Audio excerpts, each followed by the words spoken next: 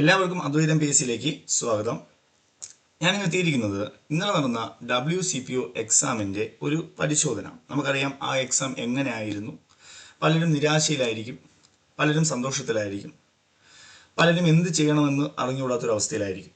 അപ്പോൾ നമ്മൾ കഷ്ടപ്പെട്ട് ഒരു 6-7 മാസം നന്നായിട്ട് പഠിച്ച ഒരു എക്സാമാണ്. പലരുടെയും അവസാനത്തെ ചാൻസ് ആയിരിക്കും. ചിലർക്ക് ഇനിയും അവസരം ഉണ്ടാവും. പക്ഷേ നമ്മൾ ഈ കഷ്ടപ്പെട്ട ഇത്രയും ദിവസം കഷ്ടപ്പെട്ടതിൻ്റെ ഒരു റിസൾട്ട് ഇന്നലത്തെ ഒരു എക്സാമിൽ നമുക്ക് കിട്ടിയോ എന്നറിയണം. അതിനുവേണ്ടി നമ്മൾ എന്ത് ചെയ്യണം, ഇനി അങ്ങോട്ട് എന്ത് ചെയ്യണം, അതോ ഇതിനാലോചിച്ചുകൊണ്ടിരിക്കണം. അപ്പോൾ ആദ്യം ചെയ്യേണ്ടത്, ഇനി കഴിഞ്ഞു, നമ്മുടെ എക്സാം കഴിഞ്ഞു, ഇനി നമുക്കൊന്നും ആലോചിക്കാനില്ല. അപ്പോൾ ആദ്യം ചെയ്യാനുള്ളത് എക്സാമിനെ കുറിച്ചൊന്നും നമുക്ക് നോക്കാം. നിങ്ങൾ പലരും എല്ലാവരും എഴുതി എല്ലാവർക്കും കിട്ടണം എന്ന് തന്നെയാണ് നമ്മുടെ പ്രാർത്ഥന. അതിൽ ആദ്യം സ്പെഷ്യൽ ടോപ്പിക്കിനെ കുറിച്ച് പറയാം. സ്പെഷ്യൽ ടോപ്പിക്ക് നമുക്ക് 17-ാം തീയതി നടന്ന ഡ്രൈവർ CPOയുടെ എക്സാമിൻ്റെ ക്വസ്റ്റ്യൻ കണ്ടപ്പോൾ നമ്മളതിനെ സന്തോഷിച്ചു. കാണാൻ പഠിച്ച ആൾക്ക് കറക്റ്റായിട്ട് എഴുതാൻ പറ്റും. അത് കറക്റ്റ് പാറ്റേണിലായിരുന്നു ആ ക്വസ്റ്റ്യൻ വന്നത്. പക്ഷെ അതിനെ പാടെ മറിച്ചുകൊണ്ടായിരുന്നു ഇന്നലത്തെ സ്പെഷ്യൽ ടോപ്പിക് വന്നത്.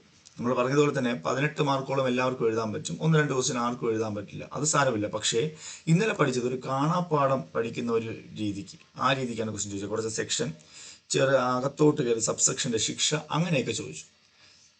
ബാക്കി പിന്നെ കുറച്ച് ഈസി ആയിട്ടുള്ള ക്വസ്റ്റ്യൻസ്. പിന്നെ അതിൽ തന്നെ പ്രധാനമായിട്ട് പറയുന്നത്, നമ്മളിപ്പോൾ ഞാൻ പഠിപ്പിച്ചിട്ടുള്ളത് ഒരു 14 എന്നൊരു സാധനം ഉണ്ടായിരുന്നു, ഏകാന്ത തടവ്. ഓർമ്മയുണ്ടോ? ഏകാന്ത തടവ് 14 ദിവസം. അത് മറ്റൊരു പുസ്തകത്തിലോ മറ്റൊന്നിലോ ഇല്ലാത്തൊരു കാര്യമാണ്. അത് ഞാൻ പഠിപ്പിച്ചിട്ടുണ്ട്, എനിക്കത് ഉറപ്പാണ്. അതൊരു സന്തോഷം ഉണ്ടായിരുന്നു. അത് നിങ്ങൾക്കറിയാം, എൻ്റെ ക്ലാസ് കണ്ടിട്ടുള്ളവർക്കറിയാം. ആ ഏകാന്ത തടവ് തുടർച്ചയായി എത്ര ദിവസം, 14 ദിവസം എന്നൊക്കെ വേറെ എവിടെയെങ്കിലും കണ്ടിട്ടുണ്ടെങ്കിൽ നിങ്ങൾ പറയണം. അതുപോലെ ചാപ്റ്റർ ചോദിച്ചു, അത് ഞാൻ പഠിപ്പിച്ചിട്ടുണ്ടായിരുന്നു. അപ്പോൾ കുറച്ച് ഡീറ്റെയിൽ ആയിട്ട് അകത്തോട്ട് കയറി, വനിതകളുടെ എക്സാം കുറച്ച് അകത്തോട്ട് കയറി. അപ്പോൾ നമുക്ക് 20 മാർക്കിൻ്റെ സ്പെഷ്യൽ ടോപ്പിക്സിൽ പഠിച്ച ഒരാൾക്ക് ഞാൻ പറയുന്ന ഒരു 14 മാർക്കൊക്കെ സ്കോർ ചെയ്യാൻ പറ്റും. 14 to 15 മാർക്ക് പഠിച്ച ഒരാൾക്ക് 14 to 15 മാർക്ക്. പിന്നെ വളരെ ഹൈ ലെവൽ ആൾക്ക് മാത്രമാണ് ഒരു 16 മാർക്കെങ്കിലും സ്കോർ ചെയ്യാൻ പറ്റുക. അതിൽ കൂടുതൽ സ്കോർ ചെയ്യാൻ പറ്റാൻ സാധ്യതയില്ല. അപ്പോൾ നിങ്ങളത് പേടിക്കേണ്ട. കാരണം അത്യാവശ്യം എല്ലാവർക്കും സ്പെഷ്യൽ ടോപ്പിക്കിൽ നിന്ന് ഒരു 16 മാർക്ക് അല്ലെങ്കിൽ 15 മാർക്ക് വരെ കിട്ടുകയുള്ളൂ. അതുകൊണ്ട് അതിൽ കുറഞ്ഞെന്ന് പറഞ്ഞ് നിങ്ങൾ പേടിക്കൊന്നും വേണ്ട. ഓക്കെ. പിന്നെ ബാക്കിയുള്ള മാത്സ്, ഇംഗ്ലീഷ്, ബാക്കിയുള്ള GK പാർട്സ് ഒക്കെ എല്ലാം ആവറേജ് ആയിരുന്നു. കറണ്ട് അഫയേഴ്സ് പ്രഡിക്റ്റ് ചെയ്തതുപോലെ തന്നെ കറണ്ട് അഫയേഴ്സ് ഒക്കെ വന്നു. ഇന്നലെ രാവിലെ ഞാൻ പറഞ്ഞിട്ടുണ്ട്, സുനിത വില്യംസ് ഒക്കെ നോക്കിയിട്ട് പോകണം, അതൊക്കെ ചോദിച്ചു. പിന്നെ ICC ചാമ്പ്യൻസ് ട്രോഫി തുടങ്ങിയവയൊക്കെ നമ്മൾ ചെയ്തിട്ടുണ്ടായിരുന്നു. അപ്പോൾ ഈ ചാമ്പ്യൻസ് ട്രോഫി ഇതൊക്കെ നമ്മൾ പ്രഡിക്റ്റഡ് ആയിട്ടുള്ള ക്വസ്റ്റ്യൻസ് ആണ്. അപ്പോൾ കറണ്ട് അഫയേഴ്സ് വലിയ കുറവില്ല. പക്ഷെ കുറച്ച് പുറകിലോട്ട് പോയി കറണ്ട് അഫയേഴ്സ്. 2023, 2022 ഇപ്പോൾ ഒരു ലെവലിൽ ഇപ്പോൾ ചന്ദ്രയാൻ, ആദിത്യ, G20, പഴയ ബഡ്ജറ്റ്, പാരീസ് ഒളിമ്പിക്സ്, അങ്ങനെ കുറച്ച് കാര്യങ്ങളായിട്ടൊക്കെ പോയിക്കൊണ്ടിരിക്കുകയാണ്. അപ്പോൾ ഈ ഒരു കാര്യത്തിലാണ് ക്വസ്റ്റ്യൻ പോകുന്നത്. അപ്പോൾ നിങ്ങൾ ചെയ്യേണ്ടത്, ഇനി എന്ത് ചെയ്യണമെന്നാണ് നിങ്ങൾ ടെൻഷൻ. നിങ്ങൾ ഒന്നും ചെയ്യേണ്ട, ഇനി മുന്നോട്ടുള്ള പരീക്ഷകൾക്ക് പഠിക്കുക. പിന്നെ എത്ര മാർക്ക് വരെ കട്ട് ഓഫ് പോകാൻ സാധ്യതയുണ്ട് എന്നൊരു സംശയമുണ്ട് എല്ലാവർക്കും. എത്ര മാർക്ക് വരെ കട്ട് ഓഫ് പോകാൻ സാധ്യതയുണ്ട്? അപ്പോൾ കട്ട് ഓഫ് പോകാൻ സാധ്യതയുള്ള എത്ര മാർക്ക് എന്ന് ചോദിച്ചു കഴിഞ്ഞാൽ, നമുക്ക് ഇപ്പോൾ എത്ര മാർക്കുള്ളവർ ഫിസിക്കൽ ചെയ്യണം, അതാണല്ലോ നിങ്ങളുടെ മെയിൻ ചോദ്യം. എത്ര മാർക്കുള്ളവർ ഫിസിക്കൽ ചെയ്യണം? അപ്പോൾ ഫിസിക്കൽ ചെയ്യാനുള്ളത് ഞാൻ പറഞ്ഞല്ലോ, ഒരു 45-ന് മുകളിലുള്ളവർ ഫിസിക്കൽ ചെയ്യണമെന്നേ ഞാൻ പറയുള്ളൂ. നിങ്ങളിപ്പോൾ എഴുതിയത് ഒരു 45-ന് മുകളിലുള്ളവർ ഫിസിക്കൽ ചെയ്യണം.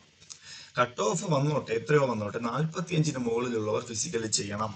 പിന്നെ പഠിത്തം നിർത്തരുത്. ഇപ്പൊ നിങ്ങൾ CPO പഠിച്ചാൽ അടുത്ത് എഴുതാൻ ചാൻസ് ഉള്ളവർ ദയവ് ചെയ്ത് പഠിത്തം നിർത്തരുത്, കണ്ടിന്യൂ ചെയ്യുക. കാരണം ഇതുവരെ നമ്മൾ പല ഇതിലും കണ്ടിട്ടുണ്ടാവും, മോട്ടിവേഷനിലും കണ്ടിട്ടുണ്ട്, നിർത്താതെ പോകുന്നവർക്ക് മാത്രമേ വിജയമുള്ളൂ. നിർത്താതെ പോകുന്നവർക്ക് മാത്രമേ വിജയമുള്ളൂ. അപ്പോൾ എന്ത് ചെയ്യുക, നിങ്ങൾ കണ്ടിന്യൂ. ഇപ്പൊ ഇതുവരെ പഠിച്ചില്ല, ഇനി നിങ്ങൾ കളഞ്ഞിട്ട് വീണ്ടും ഡിസംബറിൽ പുതിയത് വിളിക്കുമ്പോൾ വീണ്ടും നിങ്ങൾ പഠിക്കേണ്ടി വരും. അപ്പോൾ നിങ്ങൾ എന്ത് ചെയ്യണം, അപ്പോൾ പഠിക്കേണ്ടി വരും. ഇതിനെ തന്നെ ഒരു മാസത്തിൽ ഒരു ദിവസമെങ്കിലും ഒന്ന് അപ്ഡേറ്റ് ചെയ്ത് പോയി കഴിഞ്ഞാൽ നമുക്ക് അടുത്ത പരീക്ഷ വരുമ്പോൾ കുറച്ചുകൂടി ലെവലാക്കാം. ഇപ്പോൾ PSC പറഞ്ഞിരിക്കുന്നത് കാണാപ്പാഠം വേണം, മനസ്സിലാക്കിയും പഠിക്കണം, മുഴുവൻ പഠിക്കണം, ഒരു കാര്യവും വിട്ടുപോകാൻ പാടില്ല എന്ന രീതിയിലാണ് കാര്യം പോയിക്കൊണ്ടിരിക്കുന്നത്. അപ്പോൾ നമ്മൾ ചെയ്യാനുള്ളത് WCPO, ഇനി CPO എക്സാം വരാനുണ്ട്. എന്നാലും WCPO എക്സാം എഴുതിയവർ ഒരു കട്ട് ഓഫ് എത്രയെന്ന് ചോദിക്കുന്നത്. പലരും എന്നെ വിളിച്ച് പറഞ്ഞിട്ടുണ്ടായിരുന്നു മാർക്കുകളൊക്കെ. അപ്പോൾ ഇതിൽ നിന്നൊരു ആവറേജ് മാർക്ക് ഞാൻ എടുത്തത് ഒരു 55 മാർക്കാണ് ഒരു ആവറേജ് മാർക്ക് എടുത്തത്. 55, അത് ഹൈ ലെവൽ മാർക്കാണ്. 55. അപ്പോൾ ഒരു കട്ട് ഓഫ് ഈ 55-നും 60-നും ഇടയിൽ പോകാനാണ് സാധ്യത. 55 to 60. 55 സ്റ്റേറ്റ് വൈഡ് ലിസ്റ്റ് ആയതുകൊണ്ടാണ്. സ്റ്റേറ്റ് വൈഡ് ലിസ്റ്റ് ആയതുകൊണ്ടാണ് കേട്ടോ. 55, 56, 57 ഈ മൂന്നിന് ഏതെങ്കിലും ഒന്നിൽ കട്ട് ഓഫ് നിൽക്കും, ഉറപ്പാണ്.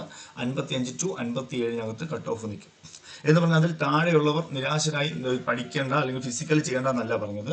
അതിൽ താഴെയുള്ളവർക്കും നിങ്ങളുടേതായിട്ടുള്ള രീതികൾ ശ്രമിക്കുക. നമ്മളൊരു അനാലിസിസ് പറഞ്ഞതേ ഉള്ളൂ, നിങ്ങളുടെ ഫിസിക്കൽ ചെയ്യേണ്ട എന്നല്ല പറഞ്ഞത്.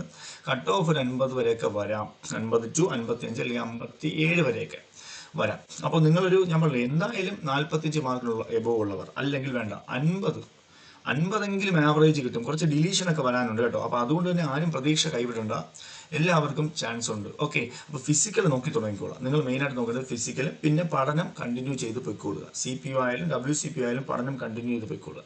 എല്ലാവർക്കും എന്തായാലും ജോലി കിട്ടും. ഓക്കെ, അപ്പോൾ എല്ലാവർക്കും എന്താണ്, ആരും ടെൻഷൻ അടിച്ച് വിഷമിച്ചൊന്നും ഇരിക്കേണ്ട, എല്ലാവർക്കും ജോലി കിട്ടും. ഇന്നല്ലെങ്കിൽ നാളെ ഉറപ്പായിട്ടും കിട്ടും. അതിന് ഒരു ചാൻസ് പോയി എന്ന് ഇന്നലെ പലരും മെസ്സേജ് അയച്ചു പറഞ്ഞു, എനിക്ക് ഇനി കിട്ടില്ല സാർ എന്നൊക്കെ പറഞ്ഞ് പലരും മെസ്സേജ് അയച്ചു.